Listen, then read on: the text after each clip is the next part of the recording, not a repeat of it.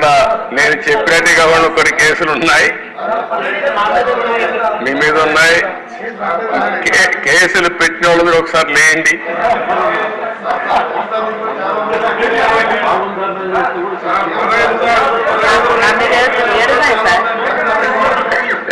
చూసారా దేశ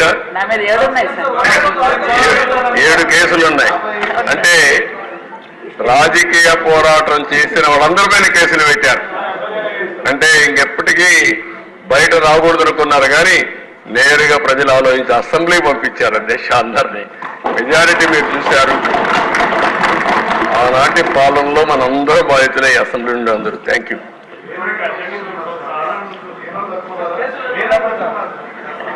నెక్స్ట్ మీ ఇంట్లో నారాయణ గారు చెప్పినట్టు ఇది నేను చెప్పింది వాళ్ళ పేర్లే ఎక్కువ టైం అవుతుంది చెప్పలేకపోయాను, కానీ ఇంట్లో ఉంటే మన పెళ్ళిళ్ళు పిలిచేవాళ్ళం కుటుంబ సమేతంగా రమ్మని. ఇప్పుడు కుటుంబ పరివారం అందరిపైన కేసులు పెట్టారు. సపరివారం అందరి మీద ఒకరిద్దరు కాకుండా అందరిపైన కేసులు. అంటే ఏ విధంగా హెరాస్ చేశారు. ఈ రాష్ట్రంలో ఎవ్వరు వ్యాపారాలు చేయడానికి వీల్లేదు, ఎవరు బయట రావడానికి వీల్లేదు, ఎవరు మాట్లాడడానికి వీల్లేదు. ఒకవేళ మీరు ఆస్తులుంటే ఆస్తుల్లో కూడా వాటా ఇమ్మంటే ఇవ్వాల్సిందే. ఇలాంటి భయంకరమైన పరిస్థితులు. నారాయణ గారు అయితే కూతుర్లు పెట్టారు, వాళ్ళ మిస్సెస్ పేరు పెట్టారు, అందరినీ వదిలిపెట్టలేదు.